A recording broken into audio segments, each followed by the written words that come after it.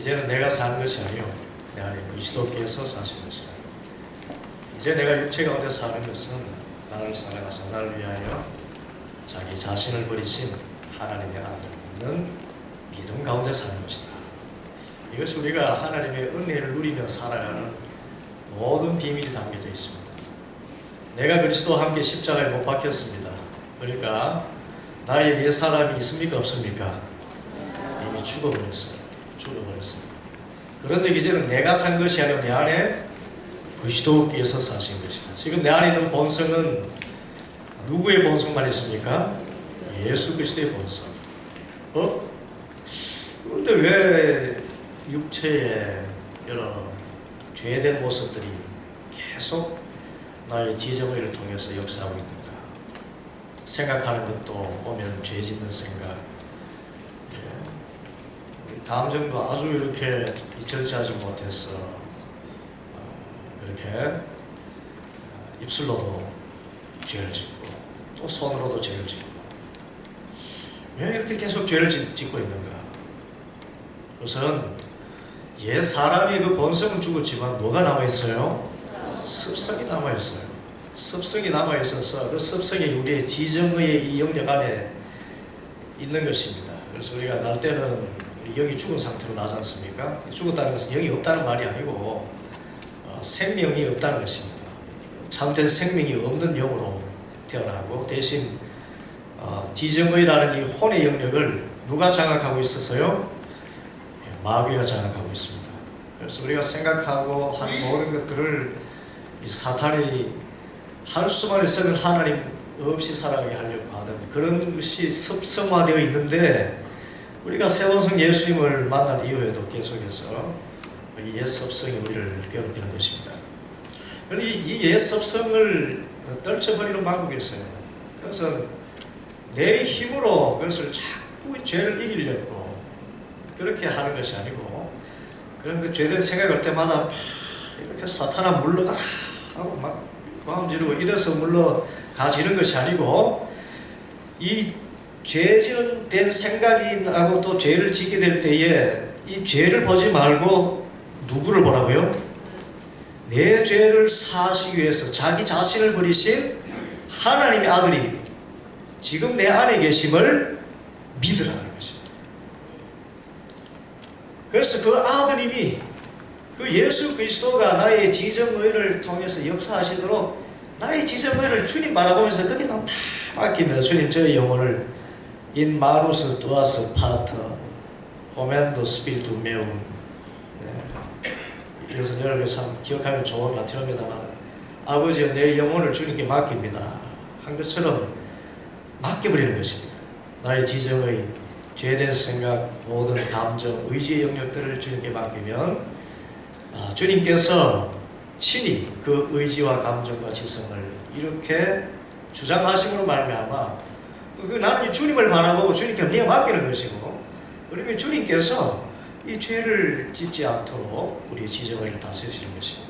그래서 중요한 것은 지금 내 안에 예수 그리스도께서 계신다는 것을 믿고 예수님을 바라보고 예수님을 느끼는 것입니다. 지금 저와 여러분 마음속에 예수님 계심을 믿습니까? 네. 느껴지십니까? 네. 느껴지실 만큼 항상 바라보시기 바랍니다. 죄를 바라보지 말고, 죄 짓기 전에도 예수님만 바라보면 죄를 짓지 않게 되고, 그런데 약해서 또 이전에 옛 습성 따라서 사탄의 유혹, 그래서 우리는 이 옛 습성을 지금 유혹이라고 할 수가 있습니다. 죄의 본성이 남아있는 것이 아니라 죄의 유혹이 남아있는 것입니다. 이 유혹을 물리치기 위하여서 항상 주님을 바라보는 것. 죄 짓기 전에 죄의 생각이 올 때 주님 바라보면서 주님께 이 죄를 알아서 좀 해결해 주시기를 이렇게 맡기고, 혹 연약해서 죄를 범했다 그러면 그 죄보다 나를 살리신 예수님을 바라보며 나갈 때에 예수님께서 가서 다시는 죄를 짓지 말아라, 가서 다시는 죄를 짓지 말아라, 그렇게 내 마음속에 사죄의 확신을 주시고 그 용서를 힘입어서 계속해서 주님과 동행하게 되니까 그 죄로부터 계속 멀어지는 것입니다. 그래서 중요한 것은 예수님 바라보는 것입니다. 이렇게 예수님을 바라보고 또 내 안에 예수님이 계시다, 이것을 우리가 거듭난 상태라고 이야기합니다. 이 거듭났다는 것은 결혼으로 비유가 될 수 있죠. 연합입니다. 예수 그리스도가 내 안에 계신다. 그래서 내가 예수 그리스도 안에 계신다. 그래서 우리는 예수 그리스도와의 연합, 곧 결혼에 비유할 수가 있습니다. 그런데 우리는 예수 그리스도와 연합한 자가 되어 있음에도 불구하고 자꾸만 이전에 그 죄의 본성을 내가 아직도 죄 가운데 살고 있는 듯이, 죄의 옛 사람이 살아있는 듯이 느끼게 하면서 그렇게 계속 나를 억제는 그 무엇과 그 관계 맺음에 익숙해져 있습니다. 그래서 우리는 율법시와 결혼했다라고 표현합니다. 지금 우리는 누구와 결혼해 있습니까? 우리는 지금 누구의 신랑이고, 아니 누구의 영적으로 누구의 신부죠? 예수님의 신부예요. 십자가에서 예수님께서 나를 위해서 돌아가심으로 사단의 권세에서 나를 자유케 하시고 신부로 나를 맞아들이셨습니다. 하나님의 자녀가 되게 하시고 예수님의 신부로 우리를 삼아주셨습니다. 그래서 예수님과 결혼한 몸들이에요. 그런데 그 전에 예수님께서 그렇게 나를 건져내시기 위해서 애쓰셨던 바로 그 죄의 본성, 그런데 그것을 죄의 습성, 옛 습성에서 떨어지지 못하고 그 습성과 익숙해서 살아가면서 이 습성을 어떻게 내 힘으로 뜯어고칠까 하는 그런 자세로 살아가는 것, 그것을 율법시와 결혼했다라고 표현을 합니다. 그런데 그 삶은 정말 감옥 같은 삶입니다. 왜냐하면 율법은 결국은 자신이 어떤 바르고 옳은 일을 해서 하나님의 자녀가 되거나 자유를 얻거나 정말 보람된 삶을 살 수 있다고 가르치고 또 그렇게 살아야 되는 중압감을 주기 때문입니다. 우리가 이 율법시와 결혼하게 된 것은 아담이 범죄할 때부터입니다. 선과 악을 아는 나무의 실과를 따먹는 그 순간부터 우리는 알 필요가 없는 선과 악을 분별할 것을 알게 되어버렸습니다. 알 필요가 없었어요. 하나님 말씀 그것만 듣고 살면 되는데 그걸 분별할 게 뭐가 필요하십니까? 분별하는데 그게 바로 분별할 수 있으면 얼마나 좋아요. 예? 사단이 우리 지정의를 훔쳐갔기 때문에 그 판단 아래에서 분별하기 때문에 우리가 생각하는 선은 참된 선이 아니고, 예? 어떤 의미에서는 거의 악을 선으로 둔갑시켜서 선택하는 그런 상황에 빠져버리고 만 것입니다.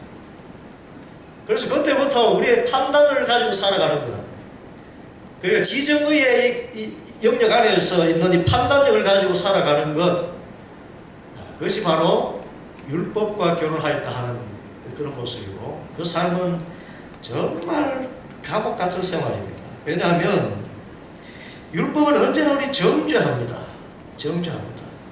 여러분 예배 드리는 날 우리 새 가족이 보면 항상 묻습니다. 오늘 예배 참여하시니 어떻습니까? 우리가 신앙생활을 한다는 것은, 그리고 예배하며 하나님을 믿는다는 것은 항상 그 마음의 평안과 자유를 누리게 된다는 것을 이야기합니다. 세상에서 정말 무거운 짐을 짓고 있다가도 주님의 전에 나와서 예배하면은 내 안에 계신 예수를 인해서 내 마음속에 기쁨이 회복되고 평강이 회복되고 자유가 회복되는 것, 그것이 바로 우리 신앙생활의 즐거움입니다. 그런데 신앙생활 하는데 계속 어떤 정죄의식이 있습니까? 이렇게 살아서 안 되는데, 이렇게 믿어서 안 되는데, 물론 이런 자책을 할 수 있지만은, 아이고 이 나같이 형편없는 게 무슨 이 하나님의 자녀란 말인가. 그래서 항상 이렇게 정죄하고 나는 걸러먹었어, 나는 바른 신자가 되기도 틀려먹었어, 그러니까 내 타고난 그 습성대로 그냥 살아가야지, 이런 생각이 듭니까? 항상 이것을 자각하는 것이 율법입니다. 그래서 율법을 표현할 때에 고린도후서 3장 7절과 9절에 정죄의 직분이라고 표현했습니다. 어떤 직분요? 정죄의 직분. 율법 안에서 있으면 하라 하지 말았는데, 하면은 옳은 것 같고 하지 말라는 것을 하게 되면은 어마어마한 징계가 오기 때문에. 근데 대부분 하지 말라는 말씀이, 하라는 말씀은 사실 또 하지 말라는 말씀과 같은 것입니다. 그래서 우리 행위에 관계되어 있는 모든 일들을 규정해서 말씀하신 것이기 때문에, 그것은 결국은 정죄에 관한 법이라고 할 수가 있습니다. 정죄의 직분. 정죄라는 것은 너 하나님과 상관없어 라고 관계를 완전히 끊어버리는 그런 선언을 정죄라고 이야기합니다. 그리고 율법은 결코 만족하는 법이 없어요. 이 율법과 결혼하면은 정말 그 마틴 루터가 그랬습니다. 그는 성 어거스틴 수도회에서, 어거스틴은 하나님의 은혜의 복음을 다시 재발견한 분인데, 정말 그 어거스틴 때문에 이 종교개혁가들이 나오게 되었어요. 어거스틴의 신학이 우리 은혜의 복음의 원초입니다. 물론 성경이 원조입니다만, 이 어거스틴 수도회에 들어가자마자 거기에서 자신이 받은 것은 항상 바른 일, 옳은 일, 생각조차도 조금이라도 잘못된 생각을 하기만 하면은 정죄 받는 그 의식, 그런 분위기에서 그런 살아야 했습니다. 매일 고해 성사를 해야 됐어요. 어떤 때는 내가 지은 죄가 생각이 안 나는데 내가 죄 없다고 생각하는 이것조차 죄입니다 라고 이렇게 이 고백, 제 지은 죄가 생각이 안 나는 이 죄를 용서하옵소서 라고 고백할 정도로 모든 초점이 죄가 있었어요. 왜냐하면 율법에서 보면 율법은 이렇게 살아야 된다, 저렇게 살아야 된다, 그것이 있었기 때문에. 그래서 죄 안직을 엮고 이 수도원에 들어가고요. 그래서 거룩이라는 이름에 죄질 생각조차 하지 못하도록 항상 기도 생활과 노동밖에 한 것이 없어요. 그런데도 하나님 앞에 설 때마다 너는 부족하다, 너는 부족하다. 그래가지고는 내 근처에 오지 못한다. 항상 하나님의 진노가 드려져 있는 그 감옥 같은 생활. 하나님을 만나고 하나님의 은혜와 사랑 안에서 살려는 그런 저 깊은 영적인 본성이 있음에도 불구하고 이전에 옛 죄된 습성 안에서 이거는 율법 때문에, 율법의 그 힘이라는 것에 덫에 잡혀서 살다 보니까 그 수도원 안에서조차도 항상 진짜 수도원이 아닌 감옥처럼 그런 생활을 하게 되었다는 것입니다. 만족함이 없습니다. 그리고 세 번째, 율법은 결코 우리 하나님을 닮아가도록 도와주지 않습니다. 여러분, 사람을 진짜 닮는 것은요, 그것은 저 사람 닮아라 해서 닮는 게 아니라 그 사람이 나에게 영향을 미칠 때에, 그러니까 사람을 통해서 닮게 되어 있습니다. 관계 맺음을 통해서 닮아가지. 너 저 사람 본받아라, 너 링컨 같은 사람 좀 되라, 그렇게 한다고 내 자녀가 그냥 링컨이 됩니까? 링컨 같은 사람과의 관계 맺음이 항상 있어야 됩니다. 율법은 이 관계 맺음이 없이 그저 하나님 닮아라 라고 명령만, 말만 하는 것입니다. 그래서 어느 분이 율법과 복음을 구별하기를, 율법은 계명이고 복음은 관계다, 그렇게 하겠습니다. 율법은 뭐라고요? 계명이고 복음은 뭐라고요? 관계다, 그렇게 하겠습니다. 우리가 하나님을 닮게 되는 거, 예수님을 닮게 되는 거, 그래서 여러분 제자 훈련이라고 할 때 우리 말을 정말 참 조심해서 해야 됩니다. 우리가 어떻게 예수님을 닮습니까? 내 힘으로는 절대로 닮을 수가 없어요. 내 안에 계신 예수님께서, 예수님과의 내가 관계 맺음을 통해 가지고 그 예수님의 사랑이 내게 느껴지기 때문에 예수님이 닮아지는 것이지, 내가 예수님이라는 모습을 딱 그려놓고 저 모습 닮아야지 노력해서는 절대로 닮아갈 수가 없어요. 그래서 예수를 닮자라는 말은 정말 조심스럽게 해야 됩니다. 예수님이 닮아지게 하여 주시옵소서. 예수님을 닮아지게 되기를 소원합니다. 내 안에 계신 예수님께서 관계 맺음을 통해 가지고. 그래서 예수님, 하나님을 닮는 것은 계명이 아니라 관계입니다. 관계. 그래서 율법과 결혼은 결코 서류상으로는 결혼한 것이지만은 한 몸 이룬 그런 관계 맺음의 결혼이 아니에요. 그래서 항상 명령만 있고 지시만 있을 뿐입니다.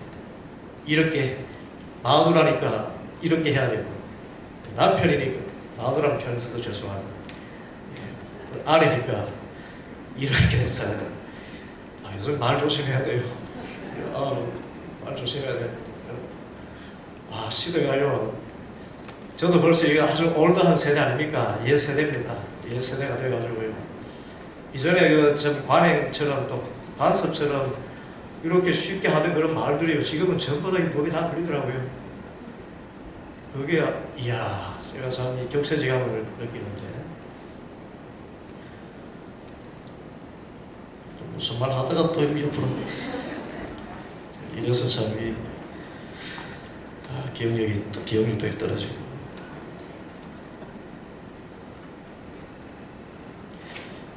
그래서 아내는 이렇게 해야 되고 남편은 저렇게 해야 된다. 어떻게 보면 계약결혼 같은 거예요. 율법과의 결혼. 그것은 정말 가슴 열고, 여러분, 그 결혼할 때에 아내에게 사랑에 입맞춤을 하십시오. 그렇게 주례를 할 때 그렇게 하잖아요. 사랑 이제 아내가 되었으니, 부부가 되었으니 사랑을 아내에게 입맞추십시오. 그때 이렇게 먼쩍하면서도 그렇게 입을 맞춥니다. 그런데 그때 입맞춤은 제가 입을 맞추라 해서 맞추는 겁니까? 서로 사랑하기 때문에 맞추는 겁니까? 사랑하기 때문에 맞추는 거예요. 율법은 입 맞춰, 하나님 닮아가, 말만 하는 것입니다. 그래서 율법과의 결혼이라는 것은 계약 결혼과 같은 것입니다. 마치 결혼한 것처럼, 하나님과 결혼한 것처럼 보이는데 보면은 결국 각각 따로입니다. 계명 따르고 하나님하고 나하고는 아무 관계가 없는, 그렇게 삭막한 관계가 없어요. 하나님은 정말 완벽한 분이고 나는 죄인이기 때문에 근처에도 가지 못하고 시키는 일을 꼭 다 해야 되는데 그거 제대로 못하기만 하면 항상 꾸지람과 이렇게 사람 취급도 받지 못하는 종의 신세처럼 그렇게 살아가는 거예요. 결혼을 했는데 아내가 종처럼 사는 것이고 남편도 하인처럼 사는 것이 되는 그런 관계, 그것은 결혼이 아닙니다. 그런데 율법과 결혼한다는 것은 하나님을 믿는다 하면서도 결국은 하나님의 노예, 그 어떤 계명의 노예로서 살아가는 그런 모습밖에 되지 않습니다. 그런데 오늘 갈라디아서 로마서 7장 1절에서 5절까지 말씀에 보면은 이 성구 나눠 드렸는데 보십시다. 로마서 7장 1절에서 보면은 7장 1절에서 5절까지 말씀에 이런 말씀이 있지요. 형제들아, 내가 법 아는 자들에게 말하노니 너희는 그 법이 사람이 살 동안만 그를 주관하는 줄 알지 못하느냐. 남편이 있는 여인이 그 남편이 생전에는 법으로 그에게 매인받으나 만일 그 남편이 죽으면 남편의 법에서 벗어나느니라. 그렇죠? 그러므로 만일 그 남편 생전에 다른 남자에게 가면 음녀가 되지만 남편이 죽으면 그 법에서 자유롭게 되나니 다른 남자에게 갈지라도 음녀가 되지 않으니라. 자, 이제 4절이 중요합니다. 그러므로 내 형제들아, 너희도 그리스도의 몸으로 말미암아 율법에 대하여 뭘 당하였다? 죽임을 당하였다. 내가 마치 계약 결혼한 것처럼 진짜 사랑해서 결혼한 것처럼 결혼했지만 사랑이 하나도 없는 계약 결혼해가지고 보니까 그 율법이었는데, 이 율법에 대해서 그리스도의 몸으로 말미암아 곧 예수 그리스도의 십자가에 찢기신 그 몸으로 말미암아 율법이라는 사람과 결별하게 되었어요. 죽어버렸습니다. 내 몸에 붙어있던 마치 정말 마음이 맞지 않는 사람과 지금 살 붙이고 사는 것처럼 이 극단적으로 표현하자면 그렇습니다. 그 몸이 떨어져 나간 것입니다. 그럼 이제 지금 누구만 남았습니까? 예수 그리스도만 남아있고 예수 그리스도와 함께 살아가는 자가 되었다는 것입니다. 그래서 우리는 이 상태를 은혜씨와 결혼했다라고 표현합니다. 우리는 십자가에 의해서 율법과는 결별하고 율법과 사별입니다. 율법에 대해서는 죽고 예수 그리스도를 통해서 예수 그리스도 함께 사는, 그러니까 이 은혜의 씨와 결혼하게 되었습니다. 어디에서 은혜 씨와 결혼하게 됐다고요? 십자가에서. 예수 그리스도의 십자가를 통해서 우리는 은혜 씨와 결혼하고 은혜와 연합하게 되었습니다. 십자가에 의해서 우리는 은혜 씨와 결혼합니다. 로마 10장 4절에 그러므로 내 형제들아 너희는 그리스도의 몸으로 말미암아 율법에 대하여 죽임을 당하였으니 이는 다른 이곳 죽은 자 가운데서 다시 살아나신 이에게까지 우리로 하나님을 위하여 열매를 맺히게 함이라 하신 것처럼, 예수 그리스도의 십자가에서 옛 사람이 죽은 것처럼 율법과도 결별하고 이제는 내 안에 계신 예수 그리스도와 연합한 바 예수님과 함께 살게 된 것, 이것을 우리는 은혜와 결혼이라고 그렇게 합니다. 자, 은혜와 결혼하게 되면 율법이 필요가 없어요. 은혜는 결코 우리를 정죄하지 않습니다. 뭘 하지 않아요? 죄 짓기 전에도 은혜, 주님 바라보면서, 신랑 대신 주님 바라보면서 얼마나 나를 사랑하는 신랑이신지 아시지요? 나를 위해서 대신 죽으실 만큼 사랑하시는 신랑이 죽으셨잖아요. 실제로 죽으신 만큼 그렇게 나를 사랑하시는 분, 그 신랑이십니다. 그래서 죄가 율법에 잡혀있었던 습성 안에서 죄가 생각나서 이렇게 할 때 그때도 신랑을 바라보면은 신랑이 대신 그 죄를 물리쳐 주세요. 그러니까 율법을 행할 수 있도록 해주는 것입니다. 죄를 짓지 않도록 율법을 행할 수 있도록. 율법 씨와 결혼했을 때는 절대 하지 못한 그 일을 예수님과 연합하기만 하면은 예수님이 알아서 죄를 이기게 해주신다는 것입니다. 그리고 혹 죄를 범하였다 그래도 당장 이혼해, 너는 나랑 상관이 없어, 그렇게 말씀하지 않아요. 가서 잘못했습니다, 다시 그 신랑 되신 주님께 가서 자신이 이전에 옛 습성 가운데 있을 때 죄를 가지고 죄를 자복하게만 하면은 이 신랑이 얼마나 사랑이 많은지, 내 죄를 대신해서 이미 십자가에서 피 흘려 죽으셨기 때문에 나의 모든 죄를 다시 사하시고 어떻게 말씀하실까요? 나도 너를 사하노 정죄하지 않으니 가서 다시는 죄를 짓지 말라. 자, 이 작업을 몇 번까지 하실까요? 주님께 용서를 구하면 몇 번까지 용서해 주실까요? 한 3번까지 하실까요? 예수님께서 친히 가르치신 것처럼 70번씩 7번까지도 용서하신 말씀. 우리가 평생 어떤 죄를 짓더라도 이미 예수 그리스도 연합한 자라는 그 믿음을 갖고 있다면 언제 다시 가서 죄를 자백하고 회개해도 용서해 주실 줄 믿습니다. 그래서 은혜예요. 죄 용서함이 없다 그러면 우리는 예수님과 결혼해도 아무 유익이 없습니다. 왜냐하면 옛 습성이 시퍼렇게 살아있기 때문에. 사탄이 여전히 옛 습성을 가지고 공격하고 있는데 죄 안 줄 수가 없어요. 안 줄 수가 없습니다. 그렇다고 죄 지으란 말이 아닙니다. 그런데 죄를 이겨야 되는데 이기는 것도 내 율법의 어떤 나의 힘으로 이길 수 있는 것도 아니고, 그렇다고 이 죄를 지었다면 이 죄 문제를 해결하는 것도 결국 내 힘이 아닌데 이 모든 것을 값없이 그저 용서로서 해결해 주시는 분이 계시니 바로 예수 그리스도신데, 그 예수님이 지금 어디에 계신다? 내 안에 계셔서 나의 신랑으로 계신다. 그래서 이 믿음 가지고 사는 것, 이것이 바로 은혜의 삶인 것입니다.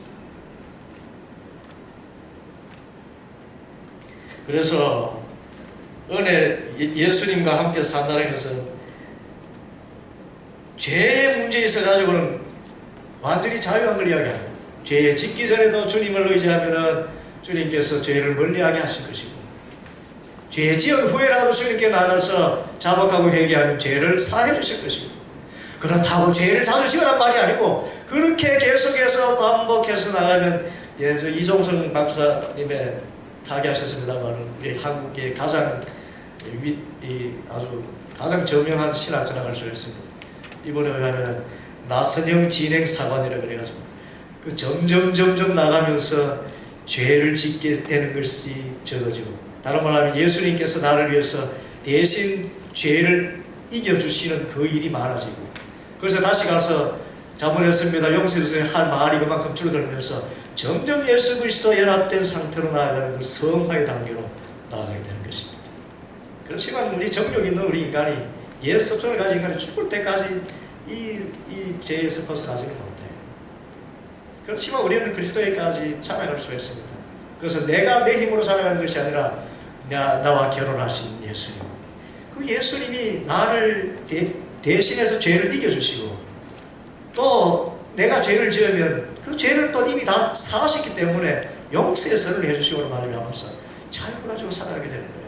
그래서 그리스도인은 자유입니다. 그래서 오늘 말씀이 그리스도께서 우리를 자유롭게 하려고 자유를 주셨으니까 굳건하게 서서 다시는 종의 멍에를 매지 말라. 받아봅시다. 자유를 주셨으니 굳게 서서 종의 멍에를 매지 말아라. 여러분, 죄 짓기 전에도 예수님 바라보시기 바랍니다. 죄의 생각이 나거든 예수님 바라보세요. 그러면 예수님께서 내 죄를 물리쳐 주실 것이고, 죄 짓고 나서도 죄를 볼까요? 예수를 볼까요? 예수님 봐요. 아이고, 내가 이런 죄를 지었나? 죄 보지 말고, 그러면 정죄의 영이 역사합니다. 그때도 예수님 바라보세요. 하나님 죄를 지었습니다마는 어찌합니까? 약해서 지었습니다. 용서해 주시면 다시는 그렇게 하지 않겠습니다 라고 해요. 그렇게 해놓고 또 짓잖아요. 또 짓고 나서 또 그렇게 해요. 용서해 주시면 다시는 그렇지 않게 하게 하겠습니다. 그렇게 수십 번 수만 번을 하는 과정 가운데서도 다 용서해 주시고, 다시는 이런 말 속에서도 계속해서 다시 용서해 주시는 그 사랑 안에서 우리는 점점 죄를 이기게 되고, 내가 이기는 것이 아니죠. 내가 내게서 계신 그리스도께서 이기게 되고, 또 죄는 또 사함을 받으니 그리스도를 닮아가게 되게 되면 우리는 정말 자유롭게 살아가게 되는 것입니다. 그래서 그런데 마지막으로 영적 간음의 매력이 있어요. 영적 간음의 매력이 있습니다. 영적 간음이라는 것은 예수님을 주인으로 모시고 나서도 여전히 그리스도와의 관계를 이해하지 못할 때 생기는 것입니다. 내가 그리스도와 연합한 자라는 것을 이해하지 못할 때. 그리고 영적 간음이라는 것은 그리스도인들이 율법주의가 아니고 위주의 삶을 살아갈 때 존재합니다. 율법 위주의 삶을 살아갈 때. 신앙의 기초 조건을 바른 일을 하고 좋은 일을 하는 것에 목표를 둘 때에 영적 간음에 빠지기 쉽습니다. 다시 율법과 결혼하려고 해요. 예수님과 결혼하는 사람이에요. 자, 우리는 신앙생활의 목표를 분명했습니다. 우리 신앙생활의 목표가 이 세상에서 도덕적으로 잘 살려고 하는 것입니까? 예수님을 만나는 것입니까? 이것 하나만 알게 되어도 우리는 내가 뭐 잘 살아서 하나님 기쁘시게 하려는 것이 아니라 하나님과 관계를 잘 맺어서 하나님의 은혜로 내가 죄를 이기고 하나님의 은혜로 죄 용서받고, 그래서 죄가 점점 멀어지는 그런 거룩한 삶을 살게 되는 것, 이 방향으로 우리의 목표가 바뀌는 것입니다. 여러분들이 잘 살려고 하지 말고 예수님이 내 안에서 잘 사시도록 나 자신을 내어주는 것을 신앙생활의 목표로 삼으시길 바랍니다. 내 안에 계신 예수님께 집중하세요. 내가 못해가지고 예수님 기쁘시게 할 생각하지 말아요. 예수님이 나를 기뻐하십니까? 내가 예수님을 기뻐했습니까? 하나님이 세상을 이처럼 사랑하사 독생자 주셨지, 내가 예수님을 사랑하셔서 해서 예수님이 나를 대신해서 죽으셨습니까? 그렇지 않아요. 그래서 은혜입니다. 은혜. 그래서 신앙생활의 자유와 기쁨은 이 은혜를 알 때 오는 것이고, 그런데 이 은혜로 산다는 것이 사실 쉽지가 않아요. 왜 그렇습니까? 아이고, 예수 믿는다고 하는데 이래 살아서 되나? 라는 것을 이용하는 세력이 있습니다. 그게 바로 사탄이에요. 그런 자꾸 율법과 결혼한 그 아주 냉혹한 그런 결혼 관계가 아니죠. 그런 아주 노예와 같은 그런 관계에 살았던 그것을 아주 애굽에 고기 가마가 그리웠다 하는 식으로 출애굽 전에 그 이집트의 상황 그것을 더 즐거워하게 하는 마음으로 자꾸 몰아가게 하는 거. 여러분, 분명히 우리가 예수님을 믿으면 제일 위에 3번에 보면 은혜 씨와 결혼하면 우리는 쉼을 얻게 됩니다.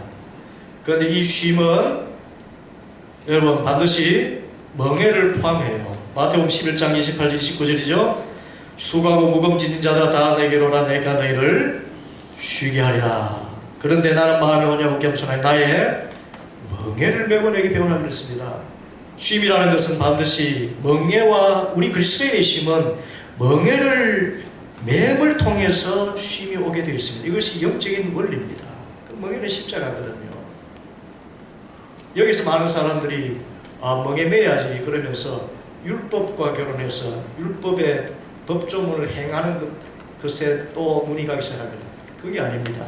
멍에를 맨다는 것은 예수님과 함께 멍에를 매는 것을 이야기합니다. 누구와 함께? 예수님. 예수님의 십자가에 내가 같이 매달리는 거예요.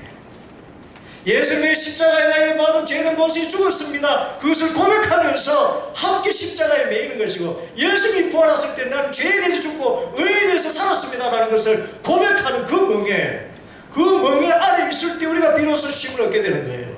내가 스스로 뭔가를 율법을 이루어서 되겠다고 생각하는 그런 자기 의를 이루어가지고 자유롭게 되는 것이 할이라는 것입니다. 여러분, 우리 은혜로 삽시다. 은혜로 삽시다. 정말 은혜로 살는데요. 그러면 율법은 왜 주셨습니까? 율법이 그러면 아무 필요가 없습니까? 여러분, 로마서 5장 20절 말씀에 율법이 주어졌죠. 율법이 왜 주어졌습니까? 율법, 로마서 5장 20절 말씀 함께 읽습니다. 시작. 율법이 들어온 것은 범죄를 더하게 하려 함이라. 그러나 죄가 더한 곳에 은혜가 더욱 넘쳐나니. 자, 율법이 있는 것이 죄를 줄이기 위한 것이에요? 죄를 더하기 위함입니까? 희한한 말씀이네, 그죠? 율법과 결혼하면 죄를 더 짓겠습니까? 덜 짓겠습니까? 다른 말로 죄의식에 더 깊이 빠지게 된다는 말이에요. 율법과 결혼하면.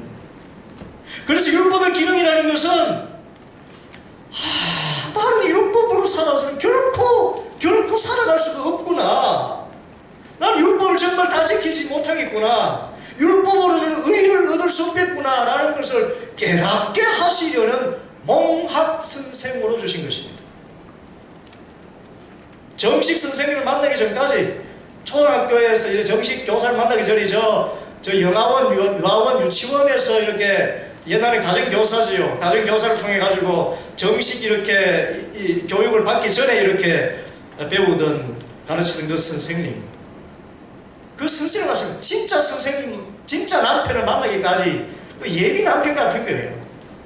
이 남편하고 살면은 평생 고생이다 라는 것을 알게 하기 위해서 있는 그 남편, 그것이 율법이라고 볼 수가 있어요. 그걸 한번 살아보고 사는 겁니다. 우리는 율법하고 살아보니까 차이가 없거든요. 그런데 이 자유는 누가 주십니까? 예수님이 주셔요. 그래서 율법이 아닌 정말 은혜로서 나를 사랑하시고 죄를 이기게 하시고 죄를 극복하게 하신 주님과 살아가게 하기 위해서 우리에게 율법을 대주신 것이에요. 그래서 율법 자체가 결국은 이런 의미에서 은혜가 되는 것입니다. 율법을 통해서 나는 은혜로만 삽니다. 받합시다. 나의 나 된 것은 하나님의 은혜입니다. 이거 고백하게 하기 때문에 율법이 얼마나 또 귀합니까? 은혜도 아닙니까? 율법을 몰랐다면 우리는 죄를 몰랐을 것이고, 죄를 몰랐다 그러면은 은혜가 뭔지도 모르게 되는 것입니다.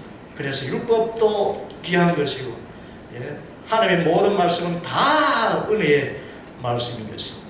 중요한 것은, 그러나 우리가 십자가에서 예수 그리스도와 함께 못 박혔기 때문에 옛 습성도 죽고 율법과도 결별했습니다. 율법이 주는 그런 감옥에서 자유함을 얻었습니다. 그래서 우리는 율법을 의지하며 사는 것이 아니라 내 안에 계신 예수님을 바라보며 예수님의 은혜를 의지하면서 살아야 하는 것입니다. 우리 모두가 예수님 바라보고, 죄 짓기 전에도 예수님 바라보고 죄 지은 후에도 예수님 바라보고 그렇게 살아가면서, 그래서 날마다 자유함을 누리고 점점 예수님이 닮아지는 그런 은혜의 삶을 살아가는 저와 여러분 되기를 축복합니다. 기도하겠습니다. 아버지 하나님 참으로 감사합니다. 저희들 율법과 살면서 감옥 생활을 하는 것, 이것을 불쌍히 여기셔서 하나님 율법이 요구하는 모든 죄들을 대신 담당하시고 또 이 모든 죄를 이미 하나님 용서하시는 그 십자가를 지심으로 하나님이여 저와 결혼하여 주시고 저와 연합하여 주시고 저희 마음속 깊은 곳에 함께 계셔서 은혜 가운데 살게 해주심을 감사합니다. 하나님이 우리가 죄를 이기되 내 힘으로 이기려 하지 않고 우리가 율법을 준행하되 내 힘으로 준행하는 것이 아니라 내 안에 계신 예수님과의 관계를 통해서 그 사랑 안에서 예수님을 닮아가며 그 사랑 안에서 죄를 주님께서 이기게 하시며 그래서 점점 예수님이 닮아지는 은혜의 삶을 살게 하여 주시옵소서. 그래서 나는 날마다 중도라는 이 고백이 스스로 죽이는 자살이 아니라 주님께서 죄를 물리쳐 주심으로 말미암아 자유를 얻게 되는 고백으로서 하나님께 영광 찬송 돌리는 삶이 되게 하여 주시옵소서. 영원한 자유이시요 영원한 은혜이신 예수 그리스도의 이름으로 축복하며 기도하옵나이다. 아멘.